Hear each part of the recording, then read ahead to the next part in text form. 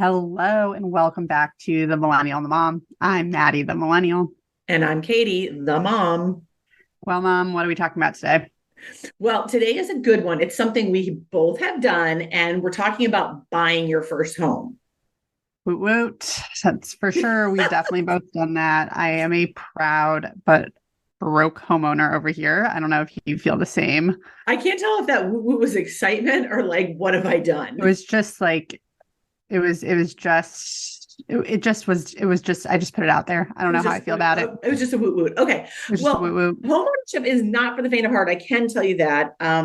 In the past week, unfortunately, our home is very smart, but it absolutely took a total IQ nosedive and became completely stupid this week. And none of the smart systems were working. And then Oh, I mean, fixing smart systems is not cheap. Nor easy, and many times not even skills I have. So, that's why I don't have any smart systems in my oh home. my This is a God. dumb apartment. I Actually, no, we would, have a Nest, but it doesn't work that often. yeah, I mean, we have way too many connected things and controls for things, and it all had like a grade level meltdown. But anyways, how are you feeling about home ownership? I mean, I'm not a first time homeowner anymore. We've bought and sold, what is it? 5 houses in 4 different states over the years. But how are you feeling? You've been a homeowner for how long now? No, I mean, I would say overall, we are ecstatic that we made the decision to buy an apartment. And I guess I am technically a homeowner. I own exactly 3 rooms, a living room and kitchen, and then a bedroom and a bathroom. It's a whole 700 square feet. But no, it's been good. It's definitely one of those things. And I know it's like we talked about in our first episode, like raising a dog, buying an apartment. I'm sure I'll be back here at some point talking about, oh my God, you just don't know until you have kids or whatever it is. But like home ownership is one of those things like you truly just don't know until you're doing it. And you're like, shoot, the faucet broke Right. or the dishwasher's leaking or whatever. And then you're not putting in a maintenance request. Like you are maintenance. Yeah. It's like such a blessing and a curse sometimes because you're like when things are going well you're like, oh, like I'm gonna live in this apartment forever, like, and then other times you're like, I can't believe we like spent this amount of money on like 700 square feet, like, Right. so I feel like apartment ownership is its whole other ball game.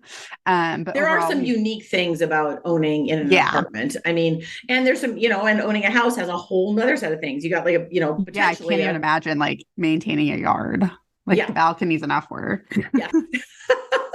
So, I mean, it's something I will say I am extremely grateful. This house that we bought right before the pandemic started. We actually moved in the week that the pandemic was declared. So then it was like, oh, I hope we like this house because apparently we're never leaving it again. But I know during the pandemic, both you bought and then your older sister, my oldest, bought. And so we all bought during those extremely low interest rates. Yeah, I feel so grateful for that. Although I say that, thinking like, oh, of course, everybody, got an interest rate of what, 3% at that time or, even less. And I'm laughing because, back in, I think it was 1994, when your dad and I bought our first house. I mean, the interest rate, I really should go look it up. I think it was like 9 or 10%, and nobody even blinked an eye. It's just like, oh, that's well what no, interest rates are when you buy a house. in some ways you're lucky. And I know last week we were all talking about, your 20s and navigating it and whatever, but it's like that perspective I feel like is probably really helpful. Like, I don't know. And hopefully, I mean, you guys like, and we all love the house you bought and it's turned into like your guys' home and you've done some work on it and whatever. But I feel like and again, I feel like everyone listening to this podcast is probably like, Maddie is so freaking anxious. The next thing I'm anxious about is like, how can I ever give up 3%? Like, this is the only interest rate I've ever known. Yes. And so to be like, oh, now I'm going to go pay 7%. Like, I hope Drew's ready to have like 3 kids in this 1 bedroom apartment. I Well, feel like no, we I got a see what you're sweet deal. saying. Yeah, because interest rates have changed pretty dramatically, and if you think about just percentage change. So I mean, things will settle, but sometimes you have to move just because life necessitates Yeah. it. I mean, I look forward to And seeing and you what I put think we three have. kids in that apartment, but yeah, just Oh, it we got to could be do it. We could do it. And George. But I think too is like it just because it's like so many things. It would like my favorite meme is the meme where it's like, where are the precedent times? Because I feel like everything has been so wild the past couple of years. And it's like usually, and I'm like an economics major, or I was an economics major, so I should know more of the reasoning behind it. But like usually when interest rates are going up, like it means home prices are coming down or whatever. And I feel like we're still in this really crazy housing market. We were actually just talking to our broker the other day because like this unit came up in our building and we were like, we at least want to look at it and see like what the 2-bedroom looks like and whatever. And she was saying it's still so crazy. And she's like, everyone's just like kind of waiting for the other shoe to drop. Like rates have gone up, but like people are still like getting into bidding wars. And up here in like the broader New York area, like people are having bidding wars over rental apartments. And it's just like, what's the ceiling? Like what's this going to look like next year? Like maybe it'll be a great time for me to buy. Yeah. I mean, I think it depends on where you live too. I mean, I know there are regional, things happening, but no, what we've learned is you just can't predict this. And I think that's, I mean, hats off to economists. I'm not one. But it's, I think they're even, I mean, I feel like every time they tell us like inflation is going up and certain things should happen and then they don't. And so it's some kind of thankless job. It is a thing. I'm sure it is. It's like weathermen. Job. Yes. Well, my husband has a vendetta for weathermen. He thinks they always get it wrong. And there's no consequences. And I'm like, but what about when they predict the tornado that happens? Well, as long as we can maybe say that about weathermen, but not, we have talked about this before. I am a diehard NBC loyal. I'm not talking about Al Roker. Right. So I'm just saying, as long as you leave Al Roker and quite frankly, Dylan Dreyer out of that conversation, we can talk about weathermen, but they are sacred, whatever they say, I believe. So thinking about, you being a newer homeowner, you've been there about a year and a half in your apartment. Do you still call it an apartment if you buy it, or do you call it a condo? I don't know. I call it our apartment. Yeah, I do too. But then and then when someone like asks about rent, I say like, oh no, we own it. I guess I could start calling it a condo, but that feels kind of like you have something. I don't know. Well, that's what I think is like up here. Like most people live in apartments. Like I would say maybe if I was like had a second home in like Miami, I'd be like our condo in Miami. Like I don't know. This is like my apartment.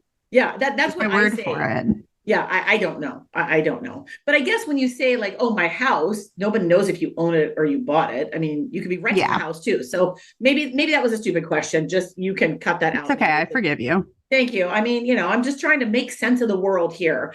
But what has been the most surprising thing to you when you bought a house or your apartment? The most surprising thing, I would say, and again, like, not everyone might feel this way, but I think, this is our first home. We were really excited to move in and we felt so fortunate to, be young and be able to purchase something. But I would say like, there is a significant cost to having pride and ownership. Like you want it to look nice.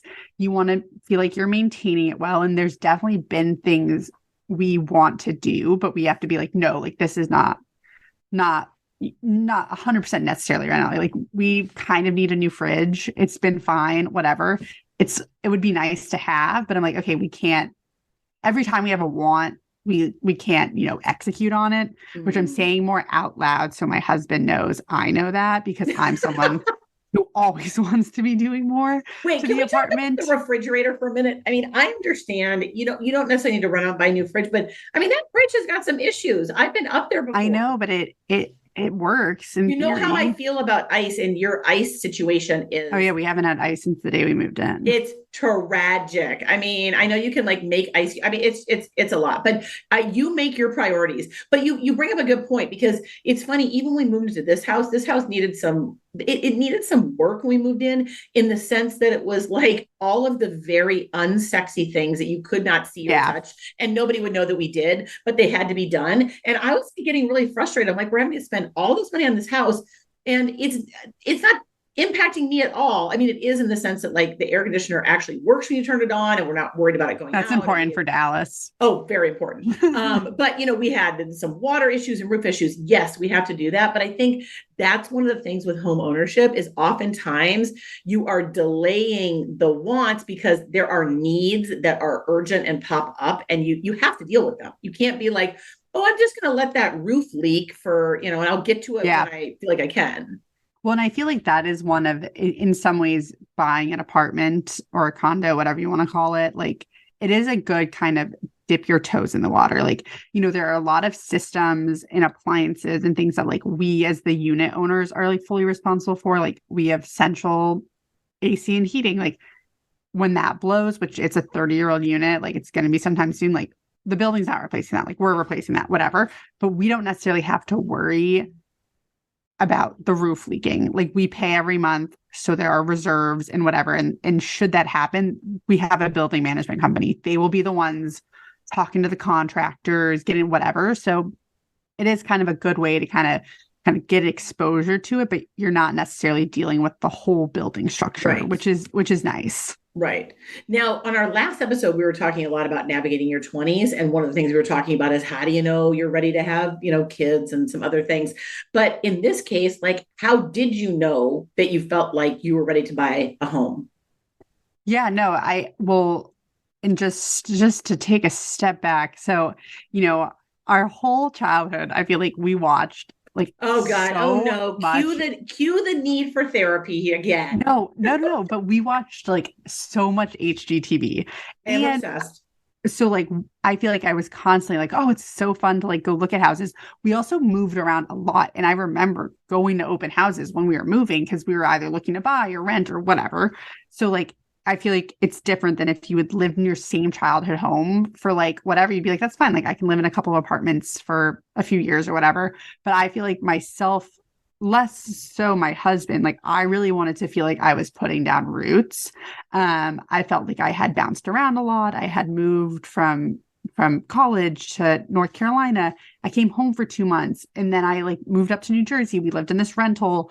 And so I was like, I just, for my own sense of like just being like, I want to feel like I have ties to somewhere. Otherwise I can kind of be a flight risk. And my husband and I I'm just so sorry. I don't know where I get that from. Me. But we had discussed getting engaged and that was like in our near future. And also like just taking a macro lens. I guess this was 2 years ago now. The rent situation in the New York area was getting out of control. It was like everyone, us included, had locked in COVID deals, which were fantastic. And it felt like New York and, where we live in New Jersey was like starting to be affordable. And like, what are people talking about? And then like everyone came back to the office and the rents were starting to become out of control. And so we really were trying to decide, okay, we've been in the town we live in for a year. Like, do we want to move into Manhattan? I now work in Manhattan. And we started to look at some places and we were like, we really can't give up the space we get living outside of the city. Because we have George, if you've listened to our first episode, he requires just a lot of space and money.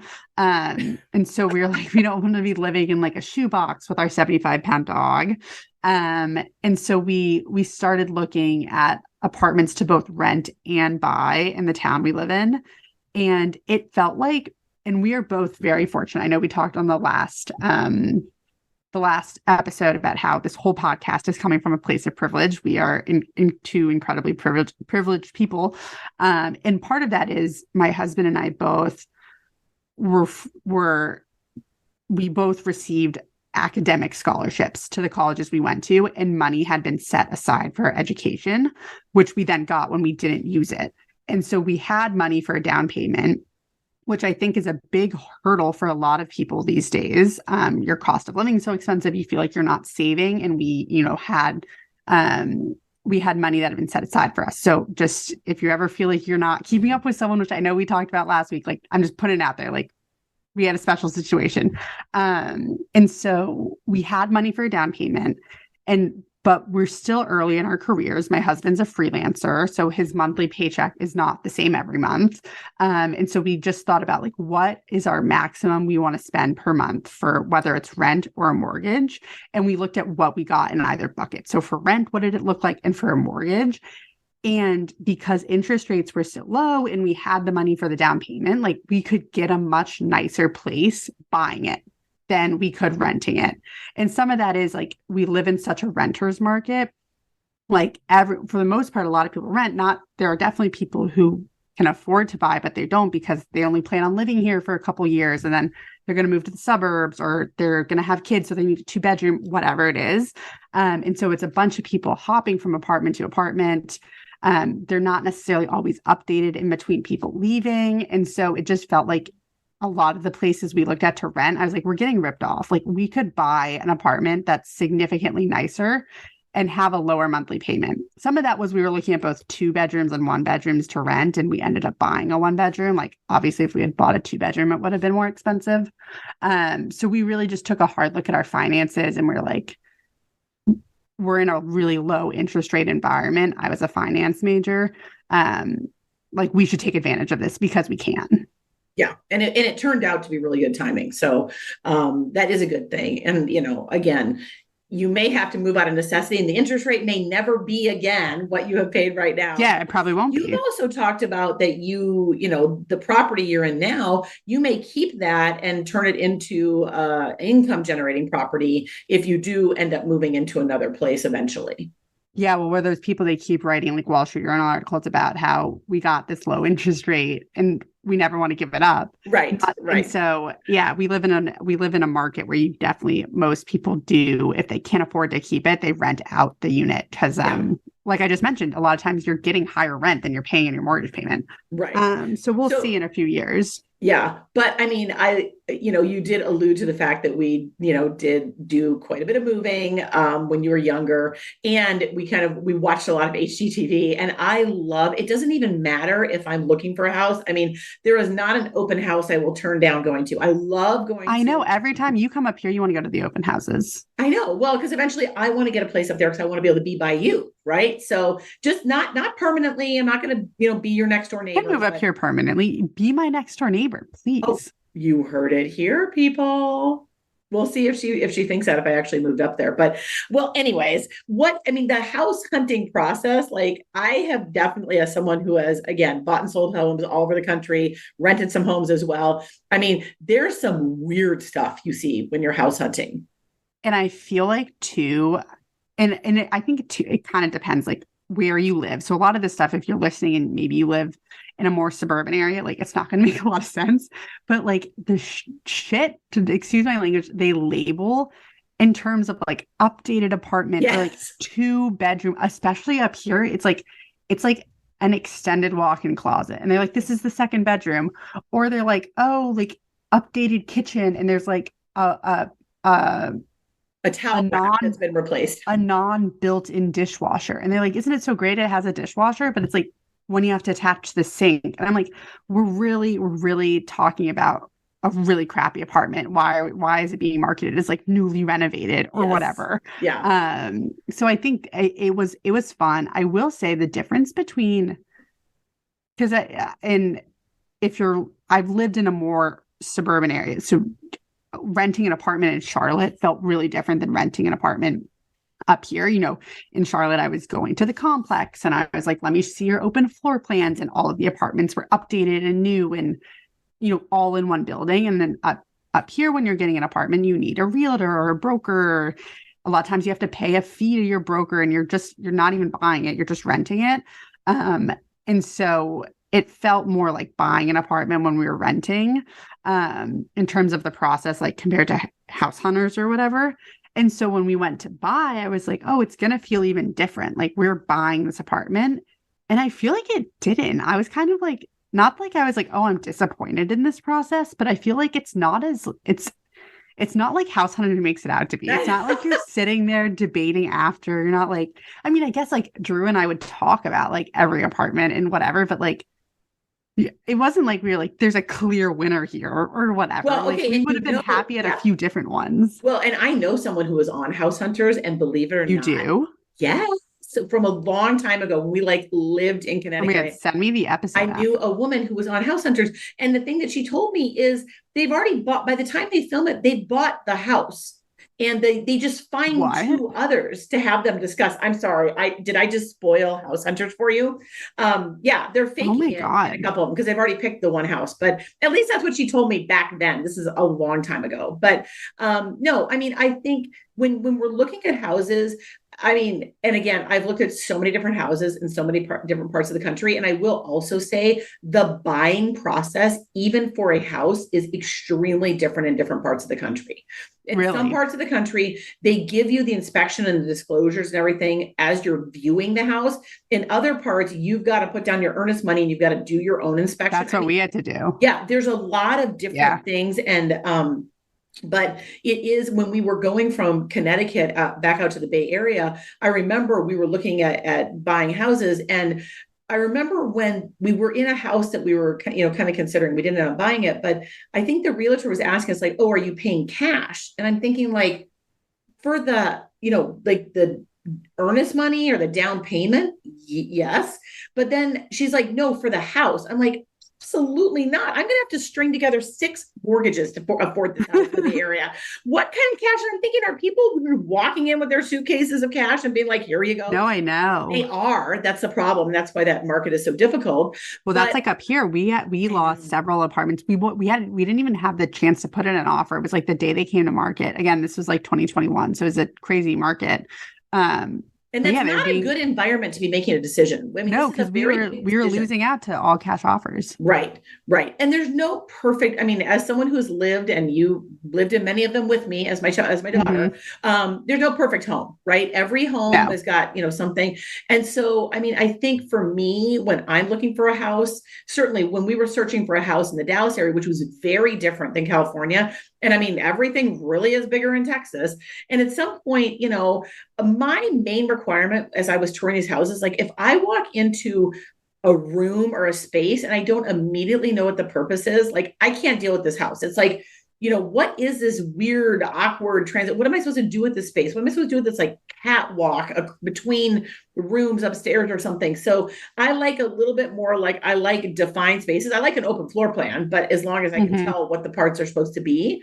But I think also I'm the type of person that I don't want to have a gut job. I mean, we've never bought a house that's a gut job, but I know myself enough to know when I buy a house or move into a place, I'm going to want to paint everything. I'm going to want to get my colors in it. I'm going to want to neutralize it. I want white woodwork and things like Well, that. I know you can't see because we're coming to you on audio, but like my mom's, and we're gonna do another episode of finding your own like interior decorating style because I think it is really interesting and it's the fun part about buying a home, I feel like. But like my mom is sitting in what is her office, which is the size of my bedroom. And it's like bright blue, and I'm sitting in my like white This is walls, not white curtains, bright blue. white No, shades. this is Yes, it not, is. this is You a paint very every room a different color. No, I do not, Maddie. Oh my gosh. Listeners, she is lying to you. Most of my house is painted one color. Now, my laundry room is rather bright. That is a bright blue in the laundry That room. is a bright blue. This is a soothing, It's like a mellow baby blue. boy's room. Okay, we will we're going to put this on Instagram. We're going to put the laundry room in this room and we're going to decide which is bright. And the rest of the house, honestly, most of it is agreeable gray. Shout out to Sherwin Williams to that color. But okay, I like a little bit of color. I don't have to have massive amounts, but yes, you have a very neutral palette. We'll get to that on another episode. But Yeah, my entire apartment's Benjamin Moore Simply White, in case you're wait, looking for a good white. what is that called? When everything's like beige, sad beige? Sad beige moms. I'm gonna be a sad beige I mom. don't even know what that is. Tell me about that in another episode, but But I it think sounds concerning. yeah, but getting back to what you just said, and I think, as much as there was a lot of trauma associated with it, there were a lot of benefits to moving around. There's the T word, people. Let's start a tally. Another childhood trauma. I'm not laughing at you, Maddie. I'm laughing with Oh you. my I God. I own my trauma that I inflicted on you. My therapist's not gonna have to unpack this one next week. But no, I think, and it's funny because my husband, his parents did sell their house a few years ago, but he grew up in the same house his entire childhood. And so, like, I mean, I'm sure I haven't seen it over the years, but I'm sure, there have been changes. They had painted things or got new furniture or whatever, but the core house stayed the same. And I obviously lived in many different houses, and I was part of our home buying or home renting process when I got to be a little bit older, and I would see it before. And then obviously, like you just mentioned, like you would paint it or whatever. And so I think it was helpful in our home search process because we saw a whole array of different types of apartments. Some were, just show up with your furniture, it's move-in ready. And then we did, and we almost moved forward with a complete gut job, which is, something in another life, I would totally be like an interior designer, interior decorator, which is something I really at some point want to do, is just completely gut something, make it your own. And there were a few different reasons it didn't work out. One of them was like we were planning a wedding, and the building, because every apartment building up here has different rules. And in that building's case, like every single owner in the building had to approve you doing renovations.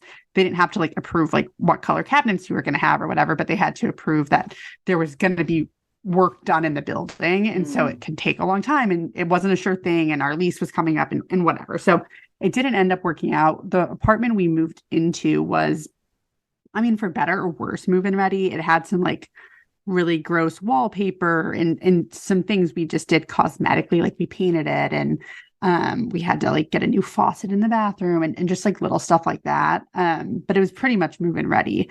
But when we were looking at apartments, I remember we saw a couple where like they'd put some like terrible paint color on the walls, like lime green, or it had really ugly cabinets or whatever. And I kept having to kind of like tell my husband, I was like, we can paint this. Like you're buying the structure, and you're buying like, obviously if the kitchen's like relatively updated, like we don't want to have to gut it, but like, could we paint the cabinets? Could we get new countertops? Like whatever, like, and I think he had a harder time just given he wasn't moving around and looking at open houses and stuff when he was younger, to see like there's a lot of potential. Yes. Well, and it's so funny. I'm kind of laughing because number one, I raised you well that you could see this potential, and coming along in those experiences probably helped. But my husband, when I married him, also couldn't see potential because he had only ever lived in one house growing up. And it was a house that very little was, they kept it up, but it was no changes were made. It was the original kitchen and all this.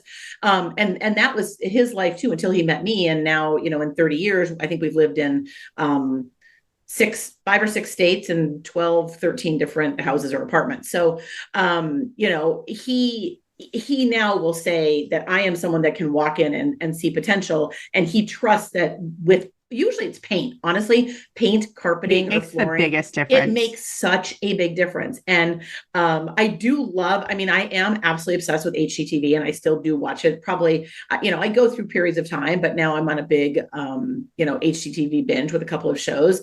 But I do love seeing how you can kind of, bring something back to life or change something. I also like all the real estate reality shows like $1 Million Listing LA, Selling Sunset. Those are like crazy though, because they show these houses and you're like, what in the world? Like who can possibly live in these houses? These big, huge, like mansions, expensive and all that.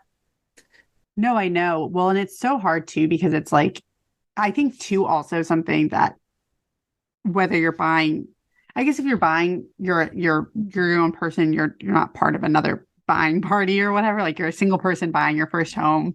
It's definitely a different experience than if you're buying it with someone else, because you both have to agree on it. And like, even like Drew and I, we obviously found each other, we dated, it went well, we got engaged. Like obviously we have a lot in common, or enough shared interest to spend our lives together.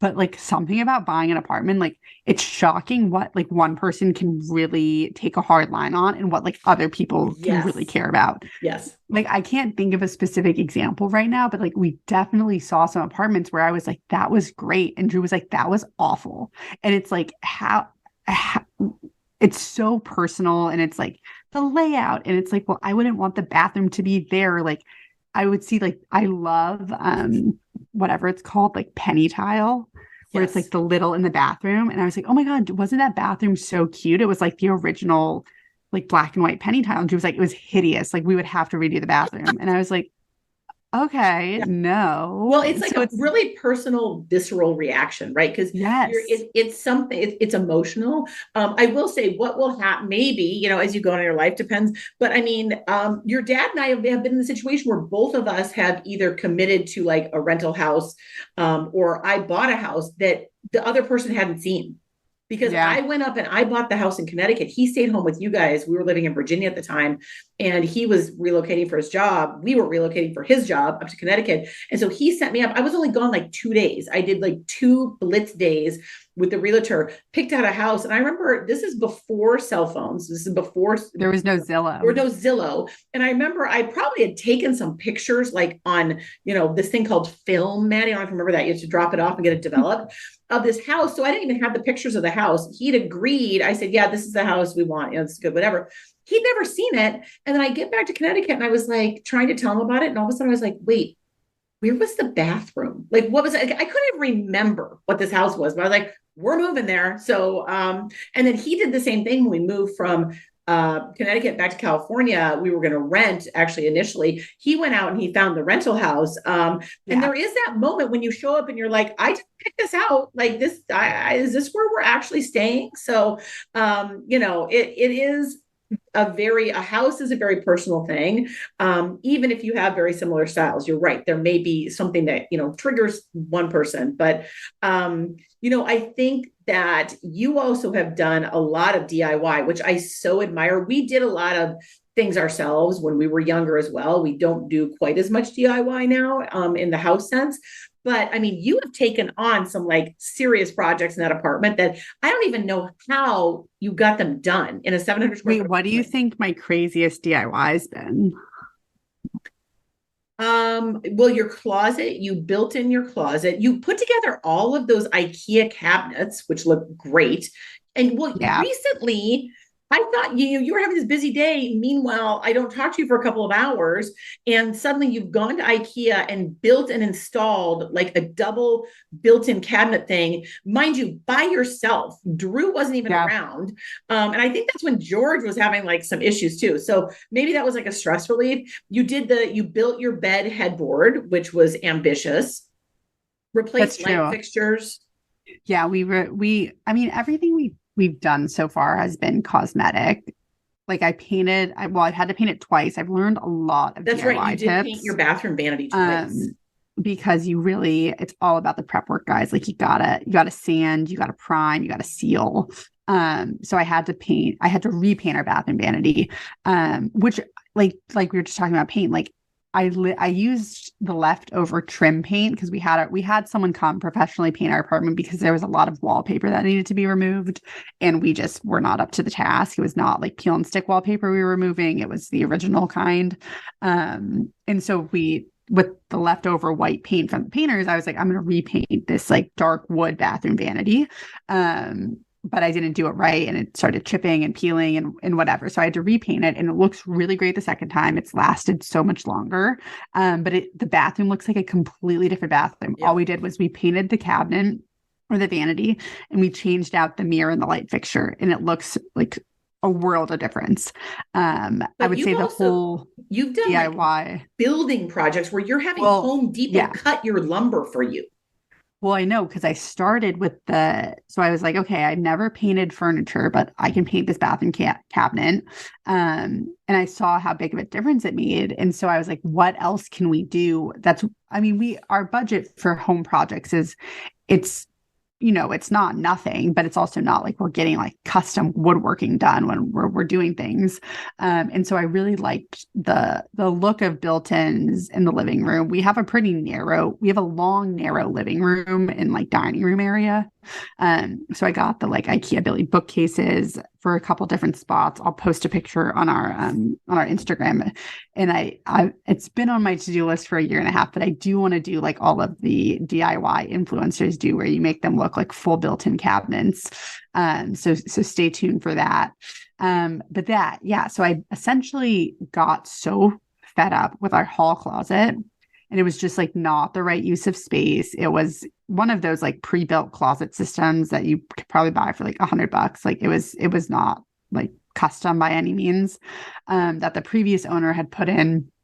And so one day I just like told my husband, I was like, we're getting the screwdriver. We're taking all these shelves down. Like this is just not how we need the space to be used. It was mostly like, it was like 75% hanging space for coats and like the rest of it was like a mix between like just empty space because it didn't fit the closet right, or it was like small shelves that didn't really fit anything. And we really wanted to use it as a pantry because we don't have a ton of cabinet space in our kitchen. And so I was gonna do the like IKEA packs wardrobe hack where you like put, that closet system in your existing closets, but the measurements didn't work out or whatever. And I was so frustrated because I was already telling myself like this closet was being removed. So we just basically I like drew up some pictures of what I wanted it to look like on printer paper. And we went to Home Depot, we bought all this wood, and we put together some like, I guess essentially we built a bookcase, and then we put like a hanging rod on the small part between the bookcase and the wall. It also looks really good. I'll post a photo of that as well. I think that's been the most ambitious DIY to date, and definitely the most time intensive. That one took probably a week start to finish because you had to let the coats of paint dry in between each one. Well, and I mean, it's extra challenging when you're living in an apartment. I mean, because Yeah. number one, you don't have somewhere to do this work. You had to do this work in the area you're all three of you, Drew, and George, are living in, Yeah. and letting paint dry. And so, I mean, I do think you've done some ambitious things. You're super willing to jump in and do it. You've also done some really creative things, because I don't know what was going on with that whole like, I'm going to buy a picture and then put like mud over it or something. Yeah. And then I made it looks great. People compliment it all the time, not to toot my own horn, but I really wanted this DIY, or I really wanted this Crate and Barrel, like $1,000 plaster looking painting. And so I was like, okay, obviously I'm not going to I just bought this apartment. I can't buy a $900 piece of art for the living room. So I made my own. It was so easy. I followed like a YouTube tutorial. So yeah, I mean, I forget about all the DIYs I've done. I painted let's our be clear though. dressers. This you did, and you painted your dressers, and you've done the gold hardware. Didn't Yeah. you refinish that? Mm-hmm. But yeah, let's just be clear though about the painting. It is beige. It is all beige. It's neutral. It's all white. I'm sorry, it's all white. It's white. Even beige is too much color. Well, okay. So thinking about, all the work you've done and the, process of buying the home, what are some of your favorite like products you use in your home or that you've discovered as a homeowner? Well, I'm an IKEA girly in and out. Through and through. You love through IKEA. and through. I love IKEA. I will say, there are some really high quality pieces if you're willing to be creative with them. So like we just mentioned, like I painted, again, we'll post photos on the Instagram. We'll just do a little like apartment tour. I painted our nightstands and our dressers, but we got the unfinished solid wood pieces from IKEA. So they're really heavy. They're really good quality. They're solid wood, which a lot of things you're buying off like Wayfair and like Target and whatever are not solid wood. But they needed to be painted. You had to put in some elbow grease. So, I'm all about hunting IKEA for the good stuff. And then the other thing I really like, and I love just in terms of like my design style, I love Studio McGee. And I love her line for Target. I've gotten a few of the furniture pieces as well as like some of the artwork and stuff. And I think it's a really good, if you're on a budget or maybe like you're like us and this is not your forever home and you're not willing to spend a ton of money on something you're only going to use for a couple years. They have some really good pieces. So I would say, hunt IKEA and hunt Target, and you can find some good stuff. And you have you can stick with it at IKEA. I get a little overwhelmed sometimes there, but I certainly have. You have to go in with a plan. Well, and you have to have looked online. I've put together my share of bookcases from IKEA, and those, eventually, if you move those a lot, which we did have to do, they can kind of start to break down. But no, yeah. they served us very well. We have some IKEA stuff. There's actually some IKEA like more home decorating things. Like I have this really big, huge platter I got at IKEA, which is almost like a melamine type of material it's made out of. Love that thing. And there's even some kitchenware stuff that I absolutely love from there. For me, there's a lot of different things, but I will say right now, what I'm really loving is I have become semi-obsessed. I think I've mentioned it before with like my bird feeder. So my bird feeder is right outside my office window. I absolutely love it. I love taking care of the birds. And then I do love a good like fake plant. I don't have a green thumb. I don't even have a green hangnail. Neither do I. But I have to say, I do have a hangnail now because outside I did plant a little container garden, and it's a very small one. There's like 2 tomato plants and a summer squash plant. And just today, for the first time, the little squash has come out and is starting to grow. And I'm just waiting. Wow. When I get my first tomato, I'll just blow up our Instagram account with my first tomato. I hope I get one now that I said that. But I want to be someone who has like more plant experience, but inside the house, I love fresh flowers and I'm good at Mhm. like changing the water out on theirs. And there is this, oh, I do have to say, there's this amazing product. It's from Amazon. It's not expensive. It's a vase that if you twist it, it allows you to drain the water out of the vase with the flower Oh, still in it. And then that's you pretty just cool. twist it closed again and you can put new water in there. It really, really helps the flower stay fresh. So I will definitely link that because I found that from somebody on Instagram talked about it and I got it. And it really helps if you can change the water every day if you have some fresh flowers. So love both those things, but I will say I'm super proud of you as a homeowner, Maddie. I think you guys have done a great job. I think you live in 700 square feet so graciously in a way that I never could. And It does make you be somewhat of a minimalist. I know you have to be more of a minimalist. I And don't you have to be willing to make every like as much as I would love like a pretty entryway with just like a few things, it's like every piece in our apartment serves at least like 2 or 3 purposes. yes. No, So you I just hear kind of you. have to commit to functional furniture. I know, but you've done a fabulous job. I'm very impressed. Well, thanks, Mom. Love it. But yeah, this was hopefully, if you're considering buying an apartment or you just bought your own apartment or home, whatever dwelling you're living in, you enjoyed this episode. Could be I a know tiny we're house. Tiny houses are big right now. Maybe could be a somebody, tiny house. yeah, Your house could look tiny compared to my 700 square feet. it's true. It's true. But yeah, we're having so much fun recording these episodes. Hopefully you are enjoying listening to them. Hopefully someone's actually listening to them. I mean, we don't I even know that know. yet, but I mean, a listener or two would be exciting. That'd be so exciting. But if you are here, you are listening, if anyone can hear us, we would love for you to leave us a review wherever you're listening. And we hope you join us next week for another topic. And don't forget, check us out on Instagram. We will by the time you're listening to this and we figure out how you actually get a podcast where it's supposed to go, we'll be putting some photos of things we talk about so you can get some visuals. We are at The Millennial and the Mom. That's all squished together, The Millennial and the Mom. Make sure you're spelling millennial right. And then come back next week to hear us dive into another topic. We will keep the tallies going of how many traumas I've caused Maddie in her childhood, but Yep. here we are. So we're working through it. Just a millennial and her mom, just doing our best every day. Well, on that note, Mom, I will talk to you later. All right, Maddie. Talk to you later. Bye. Bye.